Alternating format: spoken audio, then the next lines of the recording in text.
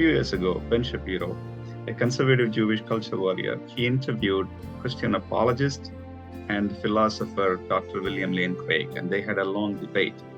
They discussed a wide range of issues on religion, philosophy, and society, a conversation that has more relevance for the contemporary Western society. What caught my attention was the segment where they engaged about Jesus. It was quite interesting to see how Ben Shapiro approached the discussion. He articulated his views on the matters from a conservative Jewish viewpoint and revealed certain assumptions about Jesus and resurrection in the discussion. So in this video, I would like to look at and carefully analyze the segment where they engaged on Jesus messiahship and his resurrection. Let's look at 4 objections why Ben Shapiro and the followers of Judaism reject Jesus from being their Messiah today. Now let's get on with the video.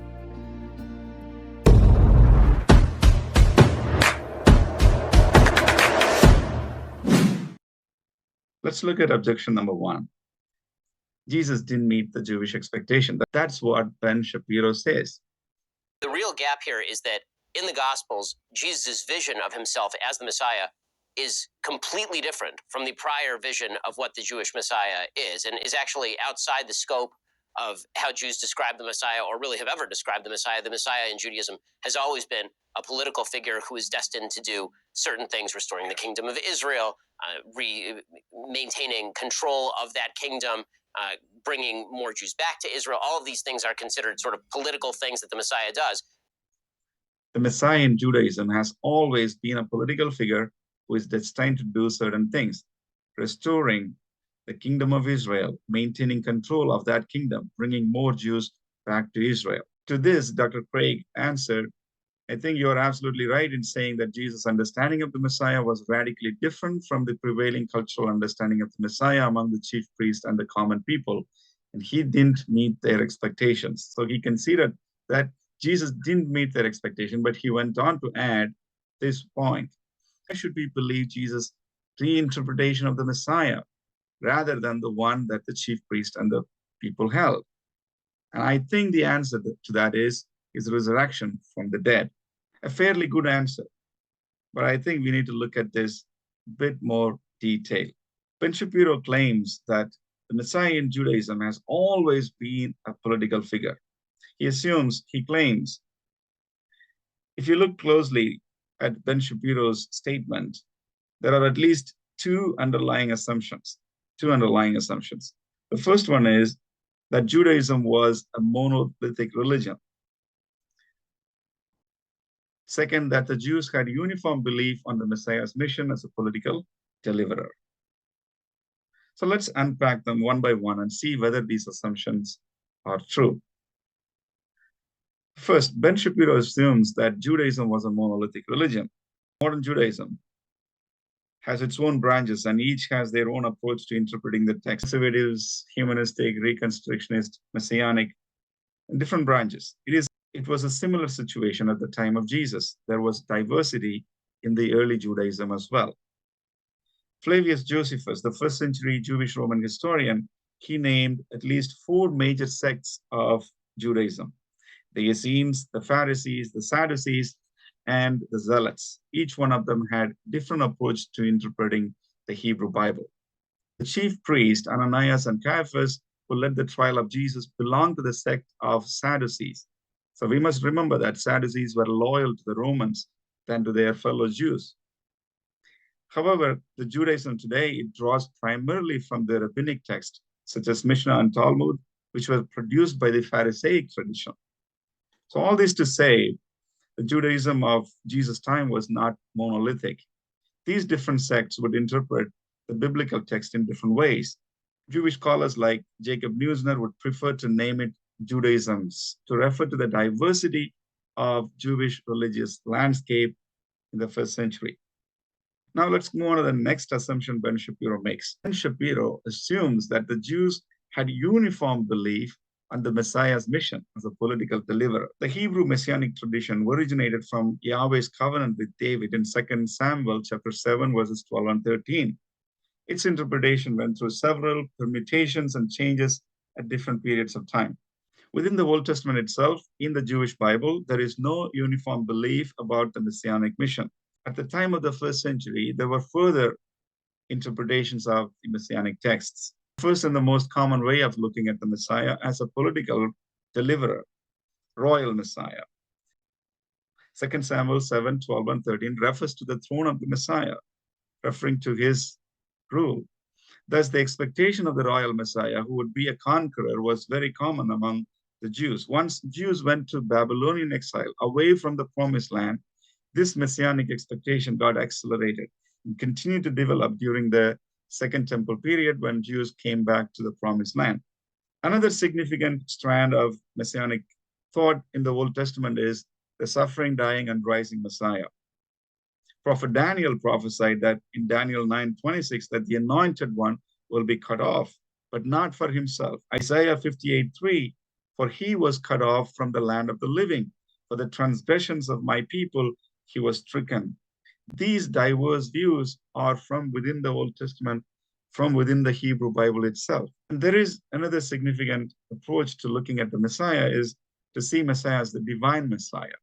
Now here, Ben Shapiro would strongly negate that the early Judaism has anything to do with conceiving Messiah as a divine person. But the idea of the Messiah as embodiment of God is something that's foreign to Jewish religious philosophy going all the way back to the beginning. So this is what Ben Shapiro says.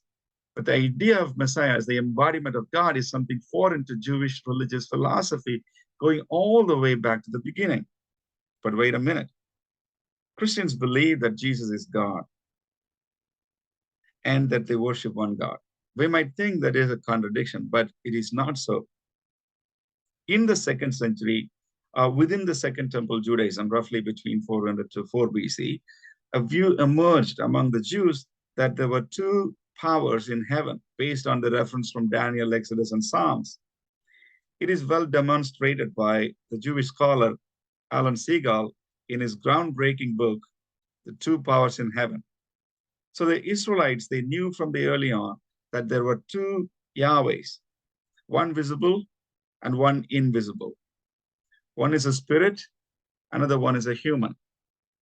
Christians, they just believed that Jesus was the incarnation of that visible human-like Yahweh, thus he is divine. In the first century, such a belief was well within the Jewish orthodoxy to believe in the human-like Yahweh. It was only during the second century, as a reaction against the emerging Christianity, the two-power idea was banned as heresy by the Jews. So Ben is incorrect in assuming or stating that the idea of the Messiah as a divine person, embodiment of God, is foreign to Jewish religious philosophy. That's simply incorrect. It seems in Qumran, they believed in two messiahs. One was the Messiah of David or Messiah of Israel, a political figure. Another, the Messiah of Aaron, a priestly figure. The first, the royal Messiah, who would participate in war and conquer.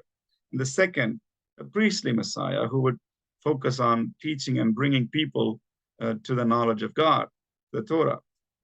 So there are much more nuances about the understanding of Messiah and the Messianic mission within Judaism. In short, to claim Messiah was always a political figure is to undermine the diverse Messianic viewpoints present within the Old Testament and in the Second Temple Judaism. Let's quickly assess the first objection of Ben Shapiro. Here, Ben Shapiro, he presents the political Messiah as the only option while ignoring or intentionally leaving aside the multiplicity of views present within the Old Testament in the Second Temple Judaism concerning Messiah. Instead of examining whether such interpretations are possible, he simply states his view as a standard view of Judaism. A Jew didn't accept a non-political Messiah in the first century. Jesus was a non-political Messiah. Therefore, Jesus couldn't be the Jewish Messiah. Now, we have already shown that there was diversity within the Hebrew Bible, as well as during the Second Temple period, the Messianic idea went through a lot of changes. Jesus did fulfill the biblical criteria of the Messiah, but not the way Jews wanted, but just as the way scriptures foretold. Isaiah 53:4, surely he took up our pain and bore our suffering. Yet we consider him punished by God, stricken by him, and afflicted. Jesus is our Passover lamb, the Lamb of God who took away the sins of the world. And he was cut off. The Messiah was cut off, but not for himself, but for the entire world. But he rose to life, just as he said, and he will save his people from their sin. His name is Jesus. Now let's move on to the second objection that Ben Shapiro had. It was concerning resurrection. We will look at that in the next video. If you stayed so far, please consider subscribing to this channel, and I will see you in the next video very soon. Thank you very much. God bless you.